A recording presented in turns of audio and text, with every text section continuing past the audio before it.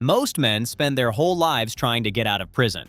Michael Scofield walked into a bank, pointed a gun at the ceiling, and made absolutely sure he'd get put inside one, because his brother was on death row for a murder he didn't commit. And Michael, a structural engineer with a genius-level mind and the entire prison blueprinted in ink across his own body, had done the math. The appeals would fail. The system was rigged. There was only one way left to save Lincoln: break him out, from the inside.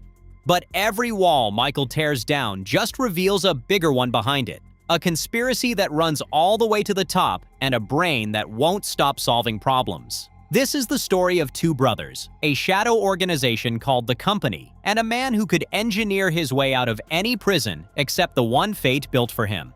This is the entire story of Prison Break. Season 1.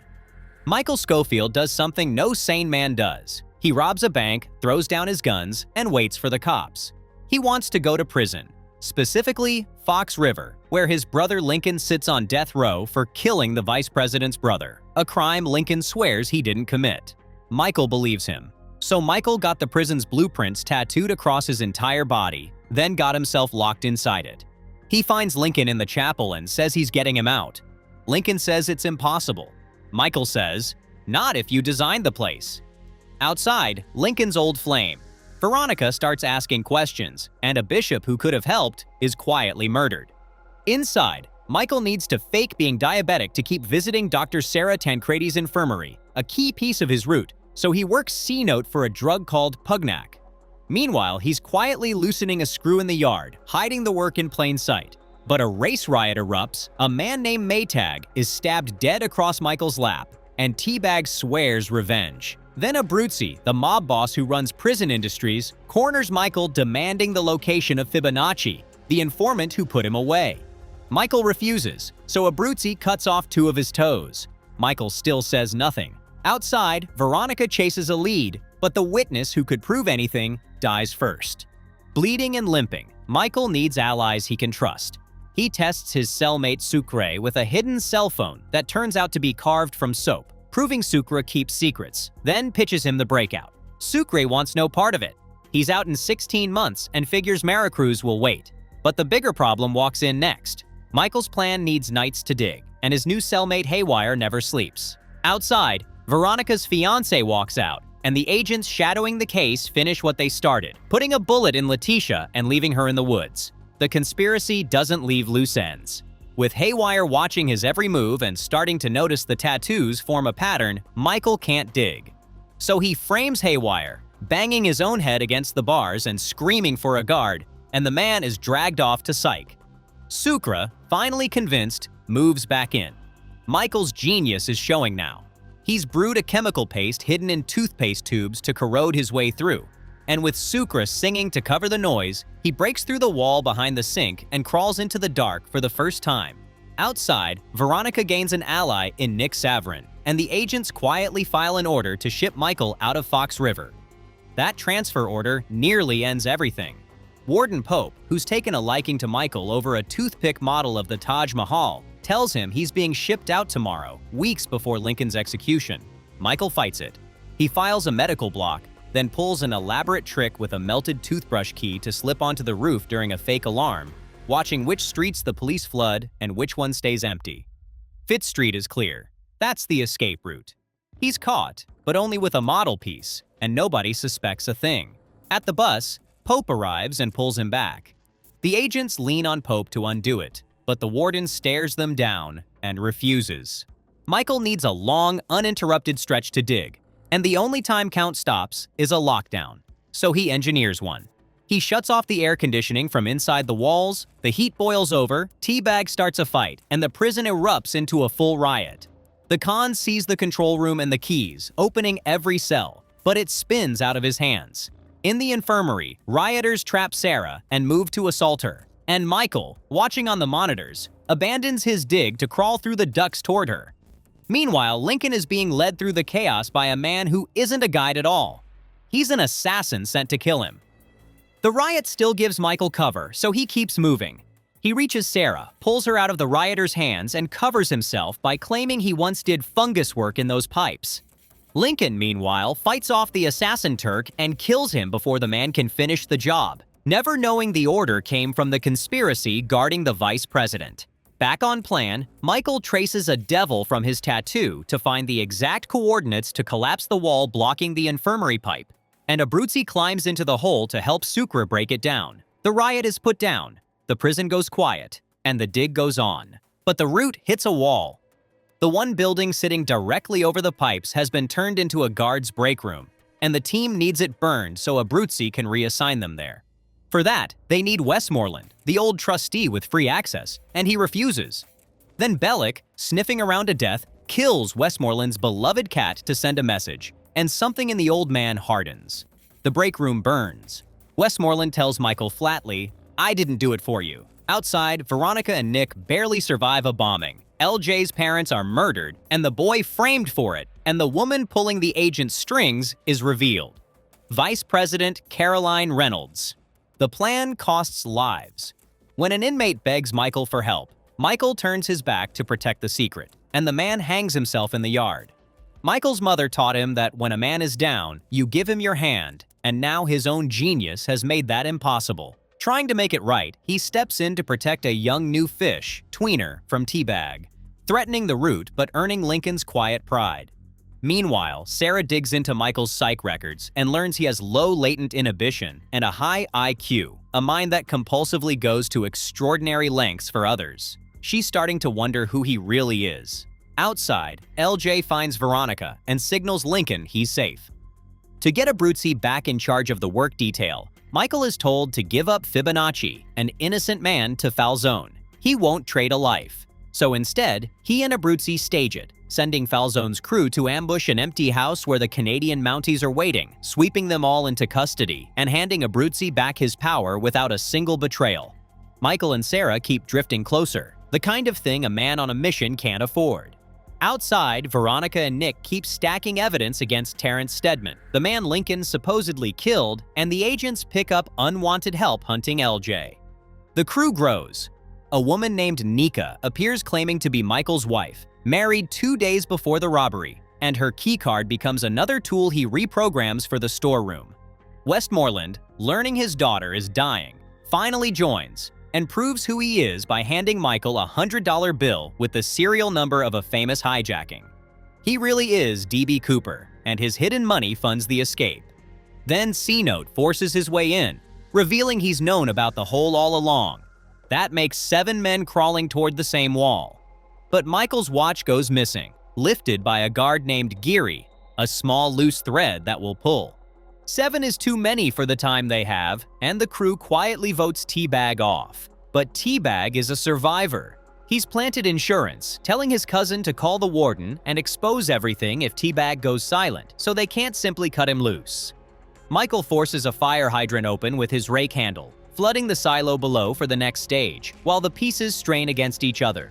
Lincoln, told to stall Geary, ends up punching him and gets thrown into solitary, hiding the plan but stranding himself in the worst possible place. Outside, an unexpected caller starts shedding light on the night Stedman was supposedly killed. Everything starts coming apart.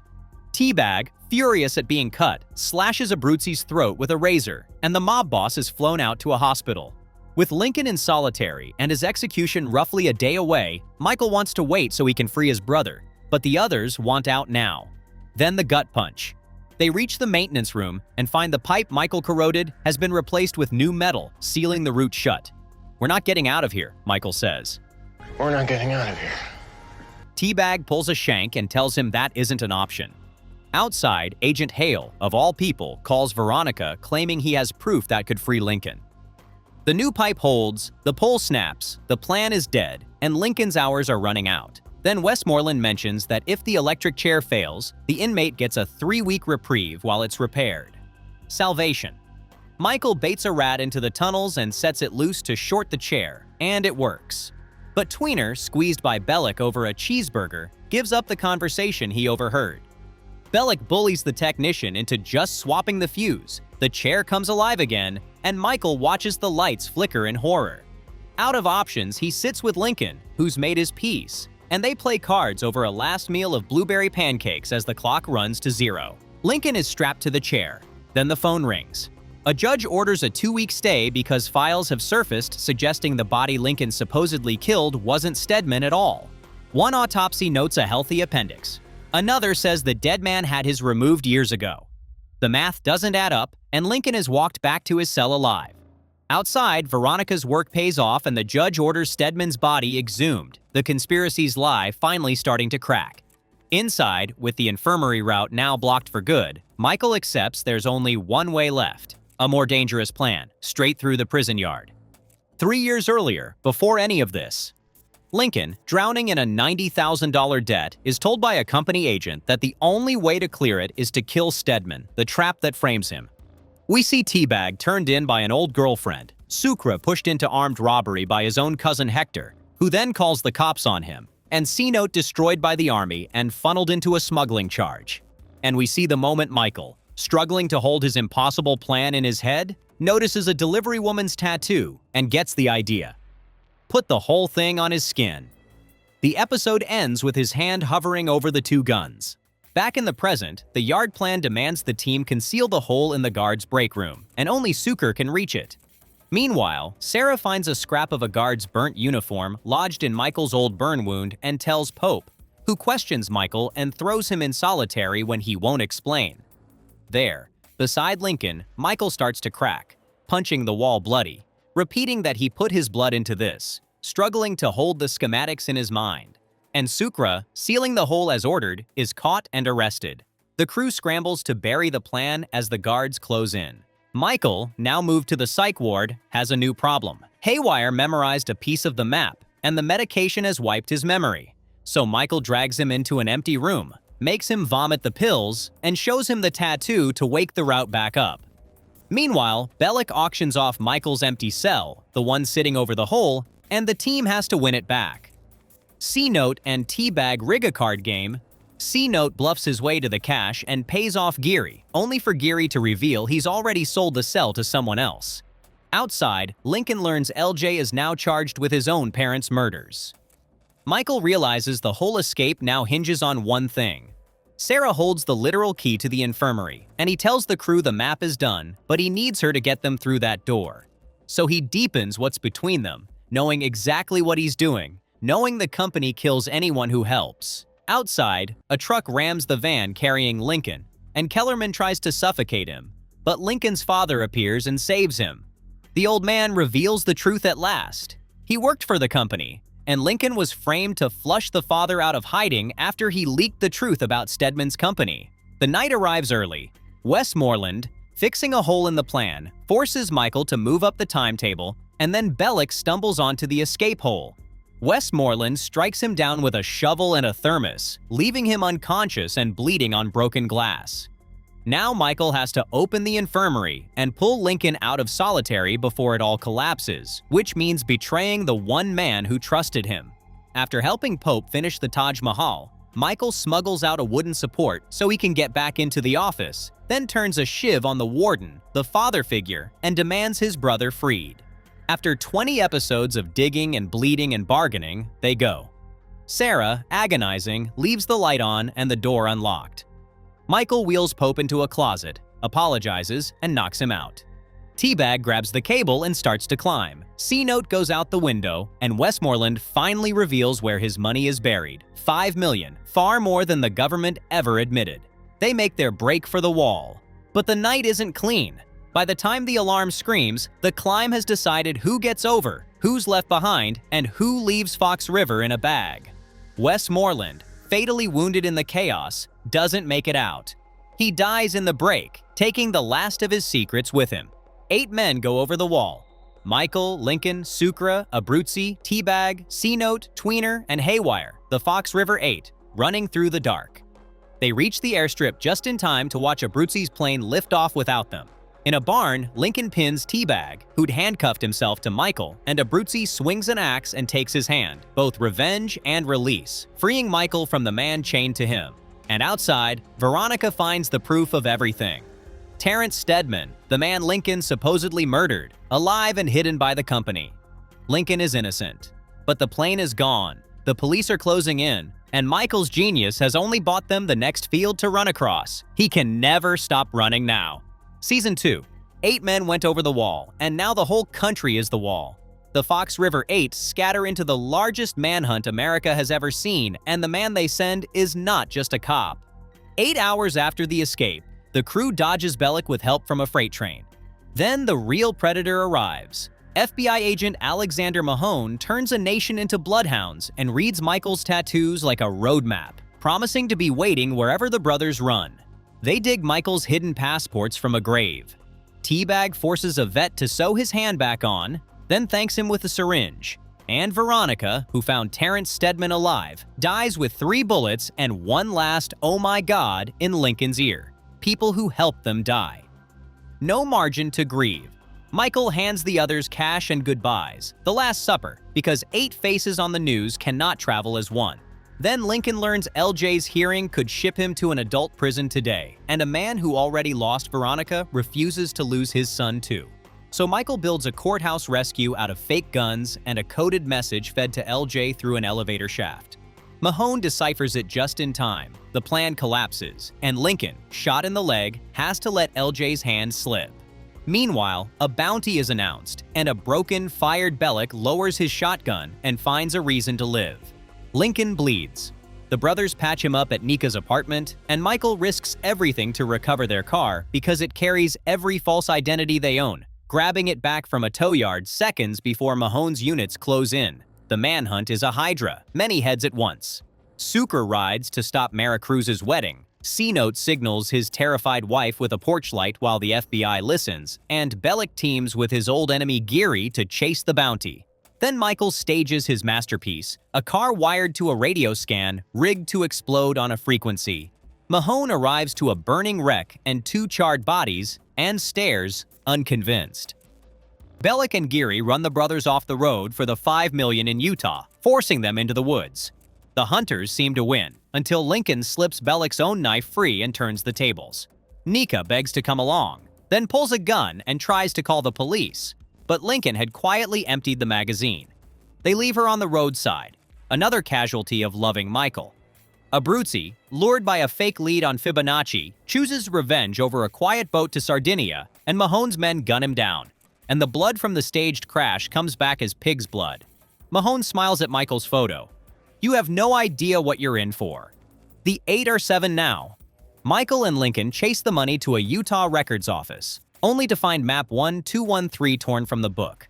Tweener took it and handed it to Teabag, who ate it after memorizing every line. So the cons strike an uneasy bargain, then arrive expecting a silo and find a subdivision built over it.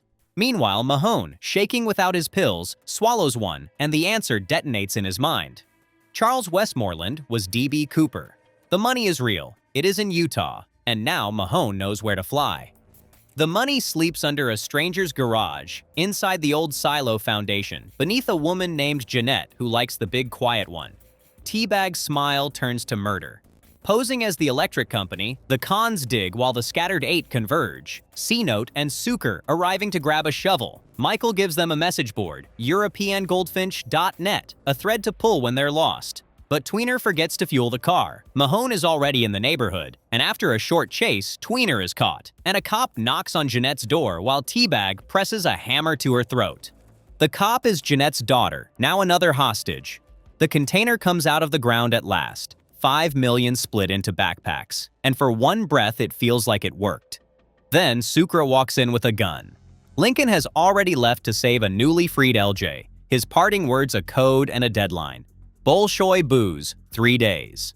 Sarah finds her father hanging, ruled a suicide, the company tidying its loose ends. And Mahone shows his true face, taking Tweener for a quiet drive, confessing an old murder, and saying, "Sorry kid, I got nothing against you, but they do." Sucre's holdup was an act. He and Michael split off to draw the heat while Teabag slips away with the real cash. Crossing a river, Sucre's foot pins under a log, and Michael lashes it to a motorcycle to wrench him free. Then Sucre learns Maricruz never married and goes his own way. Sarah, attacked by Veronica's killer, escapes and decodes 3 cranes into Rendezvous, Sundown, Hot. But she's missing the 4th, and Kellerman finds it first, then hands the decoded clue to his reluctant subordinate Mahone, sealing what the audience already feared. The FBI's best hunter belongs to the company. Sarah works the riddle to 3 sundown hotels and books a flight under a dead woman's name, which is exactly how the company finds her trail. Michael flips the hunt around, visiting Mahone's wife Pam under a false badge, learning Mahone's number and the fate of a fugitive named Oscar Shales. He calls Mahone and lets him hear that he knows. The hunter, for once, is being watched. C-Note snatches his wife and daughter from an FBI sting. Teabag is ambushed by Bellick and Geary. Lincoln and LJ, so close to free, are caught. Bellick and Geary torture Teabag for a swallowed locker key. Then Geary clubs Bellick and walks off with the bag, greed eating its own. Michael and Sarah finally meet. A rendezvous wrecked when Mahone crashes in. Michael traps him in a propane cage, and Mahone names the gap between them. The difference is, he's willing to kill, and he knows about Panama. Lincoln and LJ, recaptured, are run off the road by men who claim to work for Lincoln's father and delivered to a safe house where Aldo Burrows waits. Then a phone rings. Kill all 3 Burrows at once. Teabag severs his reattached hand to slip his cuffs and tracks the money to Geary's suite, and that smile means Geary won't be leaving. Aldo lays out the conspiracy. President Reynolds serves the company, and a recording proves Stedman is alive, the one that landed with Sarah's father. She is the key to all of it. An assassin attacks the safe house, and Lincoln answers the dead man's phone and threatens Agent Kim, who only laughs. "You don't even know who I am." And in a motel bathtub, Kellerman, ordered to kill Sarah, holds her under the water. Michael learns the man calling himself Lincoln's father is the same man who, years ago, killed the foster parent who abused him. The wound that made Michael who he is. There's no time for it. Mahone opens fire, and Aldo dies in Michael's arms, begging them to find Sarah. They bury their father by the road and tell Sucre to fly without them. They're done running. Mahone orders fighter jets to down the escape plane, then rams the brothers' car and aims his gun, just as Michael's phone, thrown clear of the wreck, finally connects to Sarah, who survived the bathtub and is very much alive. Mahone has the brothers cornered when the Border Patrol takes him out of the kill, recapturing them for the trip back to Fox River. Bellick, framed for Geary's murder, lands in general population at his own prison, prey now instead of predator. The transport van is trapped in a tunnel, the escape suspiciously easy, and the brothers run straight into a crossfire between Kellerman and Mahone. Then Kellerman fires, and it's Mahone who falls. "Reynolds ruined your life and mine," Kellerman tells them. "You just found your inside man." The enemy of the enemy is now riding shotgun, and the brothers don't trust him for a second. Kellerman proves his worth, that he knows where Terrence Stedman is. They snatch Stedman alive, the John Doe whose prints, teeth, and face were all erased to fake a death and frame Lincoln. Mahone, gut shot but breathing, refuses the company at last, until they remind him his son was just hit by a car. And Stedman, sneering, grabs Lincoln's gun and shoots himself dead, taking the living proof of innocence with him. Their evidence is a corpse, and the police lights are already turning the walls red. So they make a tape instead. The brothers record a declaration of innocence, Kellerman coaching them to fool the analysts, while Michael buries a second message in plain sight, an apology to Sarah that tells her where to meet. Mahone, back at the office and quietly murderous, cracks the code by leaning on a battered Bellick, who trades the answer for protective custody. The video airs, naming the company, naming Mahone for the murder of Oscar Shales, and an office full of agents turns to stare at him. "He's crazy," Mahone says, but the doubt has a crack in it now. Sarah walks into the reunion and finds Kellerman beside the men she loves, the man who tried to drown her. Michael chokes him, Sarah later garrots him and whispers nothing personal back. But Kellerman holds the next thread, that Sarah's key belongs to a Chicago cigar club. Mahone, ordered to erase Haywire, talks the broken man off a silo to his death, a murder disguised as despair. Then he springs Bellick from prison with a fixed deal, badge and gun included to hunt the rest. The Hydra keeps growing heads. Teabag drags the Hollanders to his rotting childhood home. Then, in a flicker of something almost human, calls the police on himself and drives away sobbing, sparing them. Sucre finally reaches Ixtapa and runs with Mara Cruz to a cab. One mercy in a season of loss. C-Note surrenders to Mahone for his sick daughter's sake. The brothers chase the recording to Warden Pope, the man Michael betrayed, who agrees to help, then learns Michael secretly promised to turn himself in to earn it. Pope retrieves the flash drive. Michael runs down Agent Kim, and the tape finally lands in their hands. They play the tape and go pale. The plan now is to find someone in government to trust, but every road has a company man on it. Michael's Cooper Green turns out to be an imposter, and the real Green delivers the gut punch. The recording can't be verified after Stedman's death. Good only as a bargaining chip for a pardon. Mahone, ordered to erase C-Note, slides him a hangman's knot, and C-Note steps off his bunk, stopped just short. Teabag murders a psychiatrist for his face and books a flight out, boarding the same plane as Bellick. And Kellerman, alone and unraveling, sets up a sniper rifle aimed at the president. Kellerman holds his fire. Michael shakes Reynolds' hand and presses a crumpled note into her palm. We have the tape. The price is a full pardon, today on the news. She listens to the recording, hears the worst of it, and agrees. Bellick captures Sucre in Mexico, holding Maricruz hostage to make him talk. And then Reynolds steps to the podium, and instead of a pardon, she announces a malignant cancer and resigns. The company turned her with a secret of her own. Furious, the brothers understand at last that there is no winning by exposing one person. The only move left is to vanish. A freighter to Panama, that's the whole plan now. The money lands with Teabag, Sucre, and Bellick on his heels. Sarah, tailed to the docks, refuses to lead them to Michael and surrenders, arrested as the brothers watch helpless from the ship. C-Note trades his testimony for witness protection and walks free, one of the lucky few. Mahone, a fugitive now himself, decodes Michael's final tattoo into Christina Rose, his mother's name, and a sailboat in Panama, then posts a fake message under Sucre's handle to lure Michael toward Teabag. And Michael, hunting Teabag, vanishes, leaving Lincoln alone. Sarah's trial begins, and a broken Kellerman, his suicide gun jamming on him, decides to undo his wrongs and walk into that courtroom as her witness. In Panama City, Michael finds Teabag at the Fin del Camino and meets Sucre and Bellick in an uneasy deal. It's a trap. Teabag locks them with a murdered prostitute as sirens close in, and Bellick is shot and arrested. Michael and Sucre catch Teabag, only for him to stab Sucre and force a crash. Michael nails Teabag's hand to a shack floor, takes the money, and returns to find Lincoln gone. The phone rings. It's Mahone, holding Lincoln. One last ultimatum, the boat and the money, or your brother dies. Kellerman testifies, clears Sarah, confesses everything, and is led away with a smile, only to be ambushed under a bridge and seemingly gunned down. Helping them was always fatal. Michael trades the money for Lincoln, the brothers break free, and Mahone flees on the Christina Rose into a police trap and planted cocaine that buries him. For one bright moment, it all works. Sarah emerges from a waiting boat, exonerations in hand, and they embrace. Then Kim appears with a gun, and Sarah shoots him dead. But the general wanted this. As police swarm, Michael takes the fall to save Sarah and is hauled away, waking inside Sona, a hellhole Panamanian prison, Bellick convulsing on the floor, and a blinding light at the end of the hall. Teabag, promised freedom for delivering Michael, learns the company has no use for a man who got caught. The escape only traded one cage for another, and Michael can never stop running. Season 3. Michael built one impossible escape to save his brother. Now the labyrinth on his skin points the wrong way, because this time he's the one who got framed.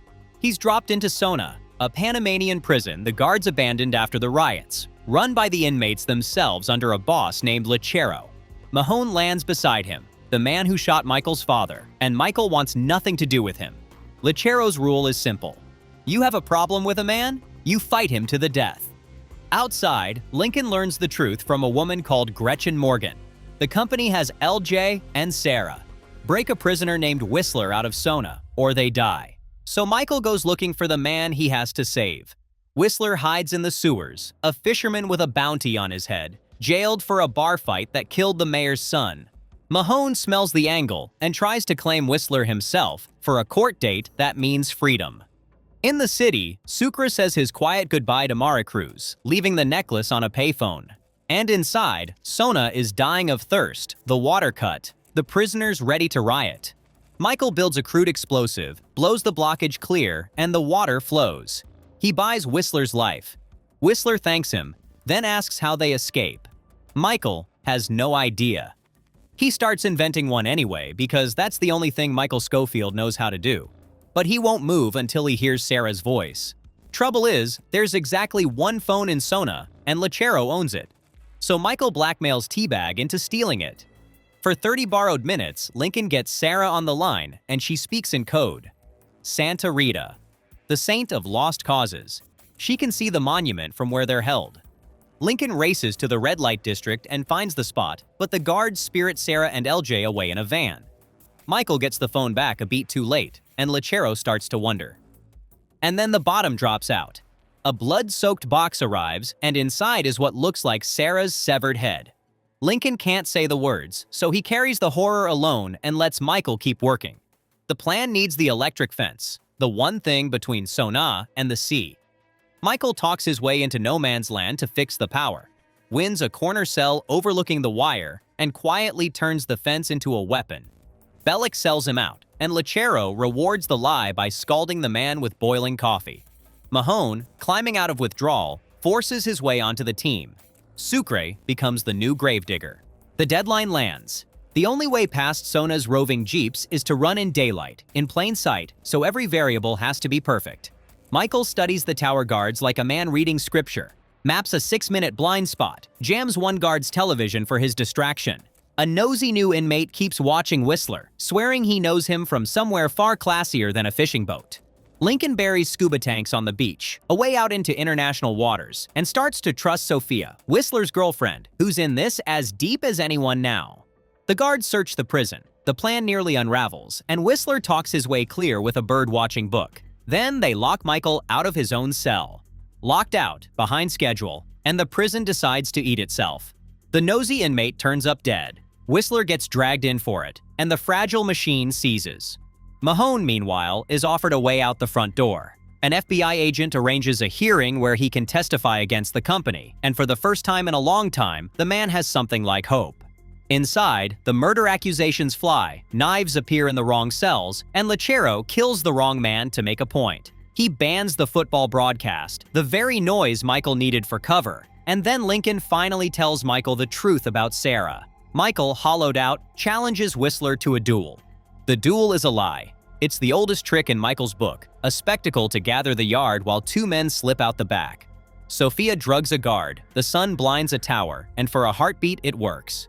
Then Sammy stumbles into the cell and drags them to the ring, and Lechero insists the fight be real. They trade blows until a guard spots the rope hanging from the window. The guards storm in, kill one of Lechero's men, and humiliate the boss in his own kingdom. Lincoln and Sucre try to grab LJ and fail. Lechero, raging, demands a seat in the escape that's costing him everything. The labyrinth keeps adding walls. The company loses patience and decides to take Whistler by force. Gretchen plans an armed assault, a helicopter, the whole loud daylight raid. And here's the cruel joke. If they pull Whistler out, Michael loses his only leverage, and LJ dies. So when the chopper comes screaming down, Michael does the unthinkable. He hauls Whistler off the roof and waves the helicopter away. Lincoln guns down the operatives who come for him and Sucre. Mahone's hearing collapses when his medication never arrives, and the door to a clean life shuts in his face. And for his trouble, Michael is dragged out of Sona entirely. A new chief guard, General Zavala, decides torture will loosen Michael's tongue. It does, partly. Zavala squeezes Gretchen's real name out of Whistler, hunts her down, and starts torturing her in turn, and Michael leans close to promise her this is for Sarah. But Gretchen is harder to hold than a kingdom. She talks her way to LJ's hiding place, slips her chains, and kills everyone in the room. Mahone is thrown back into Sona, sick all over again. Sucre stages a loud fake breakup with Lincoln, a con to plant himself inside the company as a spy. And Sammy, hungry for Lechero's throne, opens the last smuggled package and finds a gun. Mahone claws back to clarity. The team digs underground, and the prison's power struggle finally cracks open. Sammy seizes Lechero's crown and comes looking for Michael's secret. They force their way to the dig, and Sammy peers up into the tunnel just as the ceiling gives way, exactly as Michael intended, and buries him. Lechero takes his kingdom back. Bellick, who came within an inch of dying in the ring to earn his spot, gets folded onto the escape team anyway. Outside, Sucre feeds Gretchen lies to hold his cover and helps Lincoln wire a bomb beneath her car. And Sophia, watching Whistler more closely now, begins to see the fisherman was never just a fisherman. The rain comes, and it changes everything. The tunnel will collapse by morning, so the whole plan jumps to tonight. no rehearsal, no margin. The team digs like the earth is closing over them, because it is. Gretchen finds the bomb in her car, takes Sophia hostage, and hands Whistler a watch, counting down the minutes until Sophia dies. Out on the road, Lincoln hijacks a bus and drives it straight into the power pole feeding Sona. The lights die, and Michael has 30 seconds. 30 seconds, and then the lights snap back on. Lechero is shot at the fence. The guards flood no man's land, while Michael, Whistler, McGrady, and Mahone use the cars as cover and run for the beach. They meet Lincoln, breathe through oxygen capsules, and swim out to a sea beacon, where McGrady's father pulls them aboard a boat.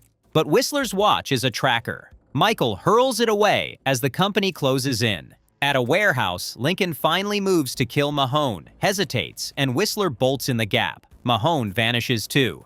Back in Sona, Teabag finds the bird book and gives up Sucre to the guards. The escape was never the finish line. It never is. Not for Michael.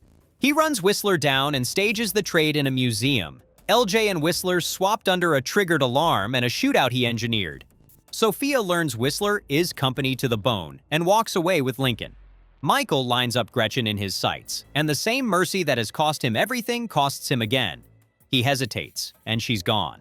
In Sona, Teabag murders Lechero and takes the throne. Sucre holds under torture. The brothers are free and have nothing left but their grief and their rage. And Michael, who can never stop running, turns and starts hunting the company that took everything. The woman he loves, believed dead, and a debt he means to collect. Season 4. Sona is ash behind them. Whistler walked free, Sarah walked back from the dead, and Michael Scofield is finally done running. For 3 seasons, he broke out of places. Now, he wants to break the thing that built every cage, the company. And the way in starts with a stranger holding a badge. The stranger is Homeland's Don Self, and the offer is clean. Steal Scylla, the company's little black book, and everyone walks free. Self straps GPS to their ankles, drops them in Los Angeles, and hands them a hacker named Roland with a box that copies any data in range. The escape artists, breaking into a building now. They plant the box in a maid's purse, she leaves it behind, and they slip in after it. Teabag, abandoned in the desert, kills the man walking with him and eats him to survive, then claws toward San Diego. And the team learns the gut punch. They have 1 card. Scylla is 6. Michael's nose starts to bleed. 6 card holders, scattered, guarded. The first is Tuxhorn, locked in a fortress of armed men, so they get clever.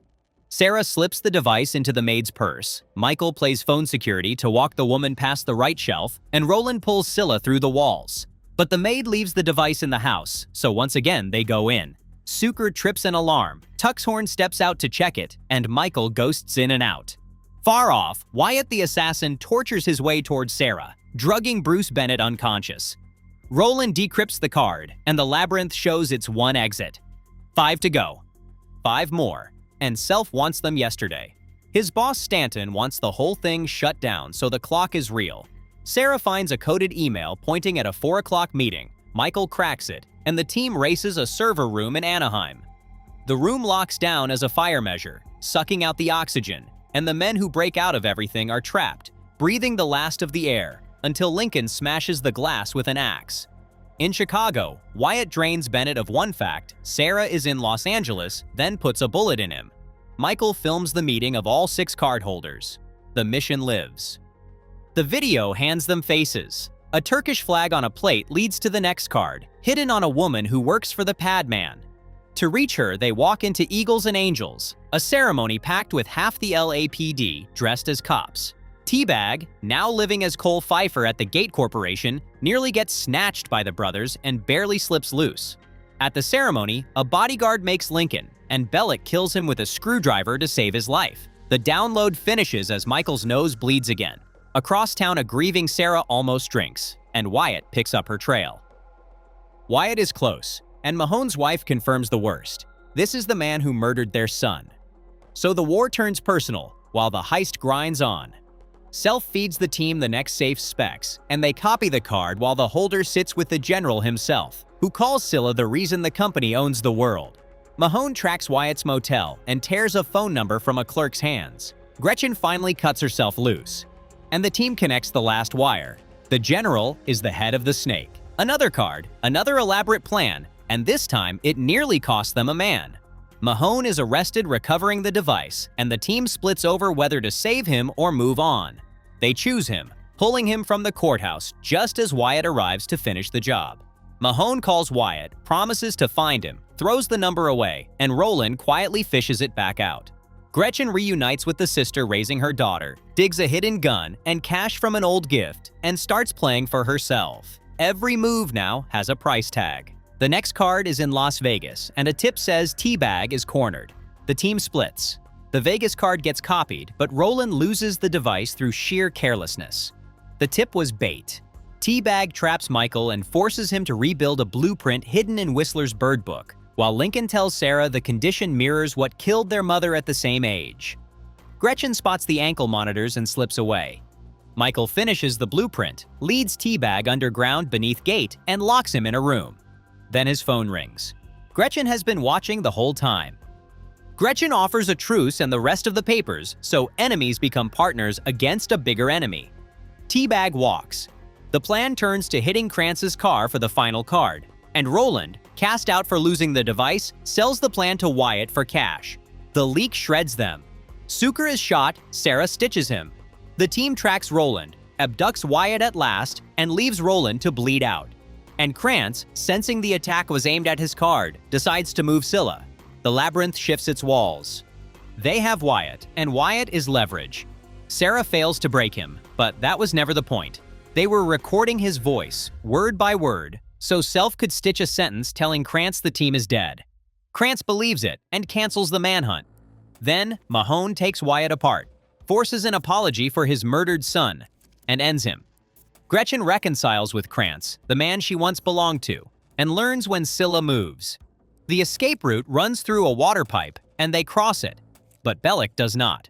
The man who stole the screwdriver to save Lincoln drowns clearing the way. Bellick is gone, and the team makes Self ship his body home to his mother. Sucre confesses Bellick once saved his life in the Sona riot, so the grief has a debt under it. Gretchen feeds them Krantz's plan, but the blueprint is useless without its legend, its key. Mahone races Krantz's men to an architect. The crossing room is seeded with landmines, and Sucre's foot lands on one that will blow the instant he lifts it. Mahone recovers the legend and defuses the mine with Sucre frozen over it. And the diagnosis finally has a name. Surgery soon, Sarah says, or he dies. Michael lays out the final break-in and says he can't go. The surgery won't wait. But every escape costs him more, and he can't sit this one out, so he joins anyway. Gretchen tries to lift Krantz's card in bed, and he nearly kills her, until she invokes their child and he lets her live. The team moves in silence past sound sensors, builds a ladder to a glass room, and floods it with nitrogen to fool the heat alarms. Inside sits a single box. Michael touches it, and across the building, Krantz lights up. He sends a team to put the threat down. They take Krantz hostage and crack the box with all 6 cards. Scylla is theirs. Sarah holds a hostage to buy the team a clean exit, and the brothers run a decoy to the airport while Mahone and Sucre carry the real Scylla out the back. The whole impossible heist finished. They hand it to Self and wait for their freedom. They wait for hours. The envelope holds blank paper. Self has killed his own agent, taken Scylla, and vanished. The men who break out of cages just got locked into a new one. Self sold them out, so the hunters become the hunted again. They join Gretchen to chase him, but Self has Teabag and hostages, and the noose tightens from both ends. DHS ambushes them, Lincoln is taken, and he talks Stanton into a new deal. Testify against Self for freedom. Then Stanton orders the brothers dead, until the company mole guns Stanton down and Sucre saves them. Self learns a piece of Scylla is missing and tells Michael to hand it over. Michael tells him to come and take it. They capture Self, and he talks his way loose with cold logic. Let him sell Scylla, the company dies either way. So they let him walk, with Sucre folded in his trunk. The ambush nearly works, until Michael collapses, his body cashing the bill he keeps deferring, and Self escapes. The company scoops Michael up. A hidden camera tells Self where the missing piece is. Mahone reaches for FBI immunity and gets arrested instead. And Lincoln makes the deal that defines them all. Scylla back to Krantz in exchange for his brother's surgery. The surgery happens. Under the anesthetic, Michael meets the ghost of Westmoreland, and in the dream, the labyrinth opens and he understands what Scylla is. Not secrets, technology, limitless clean energy, the end of the energy crisis, the literal source of all the company's power. But a buyer's man has grabbed the real Scylla. Self and Gretchen are captured, and Krantz forces Lincoln to team with them to get it back. Then Lincoln drops the deepest cut. Their mother worked for the company, and he intends to keep the family business. Michael stares at his brother like a stranger. Miami. Lincoln's uneasy crew tracks the buyer's man while Self tries to seize command and fails. And Michael wakes in a countryside mansion to the impossible. His mother, Christina, is alive, and she works for the company. She'll talk only when he joins. Krantz orders a treatment that could break his mind, and Sarah's help gets him out. The hunt ends in an ambush, the buyer's man dead, and Gretchen, who switches sides one time too many, shot and left for the police. Then Lincoln's phone rings. The buyer who has Scylla, the one pulling every string, is Christina. Their own mother is the monster at the center of the maze. Christina sits at the heart of it now, and Krantz pressures the team with photos of everyone they love. Lincoln meets his mother in a restaurant, where she asks for time to topple Krantz, then has a cardholder killed for failing her, and Krantz starts to smell betrayal. Michael and Sarah hide in a Miami-bound truck where a dying man whispers that he does not work for Krantz, leaving an encrypted note behind. Lincoln meets his mother again, against her orders, and Christina answers a son's defiance the only way she knows. A sniper. They save Lincoln and drop the sniper. Michael and Sarah reach Miami and tell Mahone they will burn the company down no matter the cost, which puts the two teams on a collision course.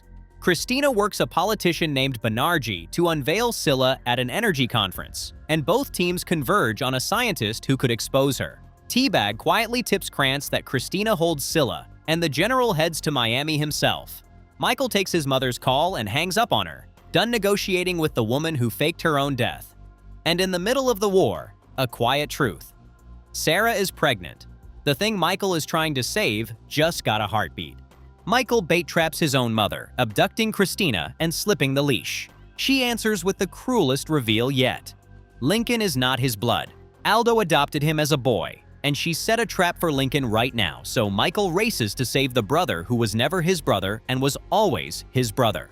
Christina finds the pregnancy, locks Sarah away, and escapes. The chase ends at the energy conference, where Banerjee is assassinated and Lincoln is framed for it. Michael arrives, and the two of them, fugitives again, stand back to back. Blood or not, they fight as one. Trapped in the conference building, the brothers run. Christina cuts a deal to sell Scylla to the Indian Prime Minister, Banerjee's grieving father. Self betrays them, and a company operative drags everyone before Krantz, who runs a lottery for amusement. Self draws the short number, and Krantz has his wife killed. The team grabs Christina and Scylla, but Lincoln is taken, and now both monsters hold a hostage. Krantz wants Scylla for Sarah. Christina wants Scylla for Lincoln, and shoots her own son to make Michael hurry. The man who trades his life for the people he loves is running out of things to trade. In Chicago, Suker runs into C-Note, who carries word of a man named Paul, who can grant them all immunity for Scylla. A real exit flickers at the end of the maze. Michael tries to kill Christina and fails. Lincoln, dying, asks to be let go. Mahone seems to betray Michael, dealing with Christina to protect his wife. Michael sets a trade with Krantz and rescues Sarah from Teabag. Then the plan unfolds. The device Mahone hands Christina, supposedly Scylla, is a bomb. Every betrayal, every loved one in danger, was Michael building one last impossible escape. The bomb blows. Mahone and Lincoln escape. Christina survives. The family reunites and moves to destroy Scylla, until Paul Kellerman, alive, offers them freedom for it instead. Company operatives take the trio. Suker and C-Note kill Krantz's men, and Sarah convinces Michael to spare the general. Christina attacks, and Sarah kills her. The mother dead at the hands of the woman she would have erased. Michael hands Scylla to Kellerman, and the immunity is real. They are free. Krantz takes the death penalty, Teabag goes back inside. Then, 4 years later, the team stands at a grave. Michael's grave. The man who broke everyone out finally couldn't break himself loose. Season 5. 7 years ago, Michael Scofield died saving Sarah. The man who could never stop running finally stopped. Except he didn't. It starts with a letter. Teabag walks out of Fox River a free man and finds a photo waiting for him. a face that's supposed to be in the ground. He brings it to Lincoln. Lincoln tells Sarah, then drives to the cemetery and digs up his brother's grave with his own hands. The coffin is empty. No body. Just a lie buried under 7 years of grief. Then the men in black cars arrive. One tries to kill Lincoln, runs his car into a river, and the same hunter turns up outside Sarah's door. Jacob, her new husband, takes a bullet in the leg holding the line until the police come. The trail leads east to a prison called Ogijia in Yemen. Lincoln and C-Note fly there and stand face to face with a man wearing Michael's face and a stranger's tattoos, calling himself Caniel Audis, who looks his own brother in the eye and says he's never met him. Audis, Greek for nobody. The name a man uses when he doesn't want the world to know who he is. Back home, Kellerman does the math and tells Sarah something colder than comfort, that Michael engineered his own disappearance. Then footage surfaces of Scofield killing a CIA man. Inside Ogijia, Michael is already 3 moves deep, boiling his own clothes to fake a fever, trading smuggled pills for a phone, sending Sarah a single coded warning that a storm is coming. Outside the walls, Lincoln hires a fixer named Sheba and goes hunting for the Sheik of Light. And in the yard, an ISIL warlord embraces the man he's supposed to hate, because everyone in this prison, even the monsters, is part of the plan. But plans are only as honest as the men inside them. Lincoln and Sheba get snatched by Cyclops, and Lincoln cuts them free the hard way. In the States, Teabag warns Sarah she's being watched, and the Watchers trace back to Kellerman. The truth surfaces in pieces. Michael and Whip have been working for the CIA, threading a betrayal so layered Whip can't tell where Michael ends and Audis begins. Michael frames the warlord Ramal to get him pulled from the escape. Then the break goes loud, goes wrong. A man dies. The team gets dragged back into their cells, and Michael, out of options, spends the last of his phone battery recording goodbye to Sarah. The city is falling now, ISIL closing on every street. The only way out runs through the one cell that holds the escape tools, and the only key is the warlord they tried to bury. So Michael does the impossible thing. He makes a deal with Ramal. They claw their way to the wall, get caught, and Ramal raises a blade over Michael's neck. Then Lincoln comes through the dust shooting, and the brothers hold each other in the open air for the first time in 7 years, earned and bloody and real. Back home, Teabag corners Kellerman, who swears he isn't Poseidon, and dies proving it. Teabag runs, snapping photos of the henchmen meeting their boss, a man named Jacob. Lincoln finally pries the whole truth loose. Poseidon owned Michael before the wedding, dangled real freedom for the team in exchange for one faked death and a lifetime of silence, and when Michael refused, had Sarah arrested until he said yes. Every choice, the labyrinth that swallowed 7 years, traces back to that. Now they run for the airport while ISIL hunts them, and Sid pays for the rest of them, handcuffing himself to Cyclops as he dies so the others can keep moving. C-Note and Sheba make the plane. The pilot lifts off without Michael's group, on Lincoln's own order, leaving the brothers behind in the open desert. They aim for Fisha, a speck in the sand that might carry them out of the country. Stopping for fuel, Michael sends a photo of his tattooed hands to a stranger in Maine, the map he's been carrying on his own skin. Then Cyclops finds them again. Michael lures him into a trap and blinds his last good eye, but takes a poisoned blade for it. The team reaches Fisha and lights fireworks to guide him in, and Michael stumbles out of the dark and collapses, the genius finally failing, the body finally giving out. They put him on a boat for Greece, dying. Sarah flies to Crete, finds her husband on the floor of the world, and heals him. And Michael tells her the last secret, that Poseidon is Jacob. The man sharing her bed framed the man she buried. Sarah goes home for their son and walks straight into Jacob's hands. At sea, Michael finds Sucre on a freighter, and when the captain calls it in and seals close and a missile screams toward the deck, they leap into the water a heartbeat before the ship becomes fire. A fishing boat pulls them out and carries them to France, and Michael points the whole machine homeward. They clear old debts, recruit old friends, and build a plan to dismantle Poseidon's cell and pull Sarah and Mike from the fire. It ends at a lake house in Michigan, where Michael holds his son for the first time and realizes too late it's a trap. A gun goes off inside. Outside, Luca finds Lincoln and puts him down. And in Chicago, Whip meets Teabag, who turns out to be the father he never knew. It comes down to proof. With his last breath, one of Jacob's own men gives up Mike's location, and Michael builds his final con, luring Jacob into restaging the murder he was framed for. Whip dies in the crossfire. Teabag answers for him. But the plan holds. Jacob is exposed, and Michael Scofield gets his name back. He turns down the CIA and goes home. Jacob is shipped to Fox River, into a cell with Teabag, and the whole yard cheers. And for the first time in his entire life, Michael Scofield gets to simply stop.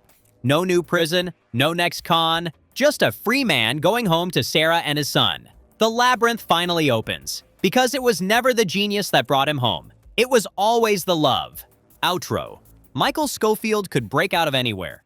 The one cage he could never beat was the one that made him trade his life, piece by piece, for the people he loved. The escapes were the spectacle. The love was the whole story. If this one got you, the next saga's on screen now. Subscribe for stories told all the way through. I'm Seriously. I'll see you in the next one.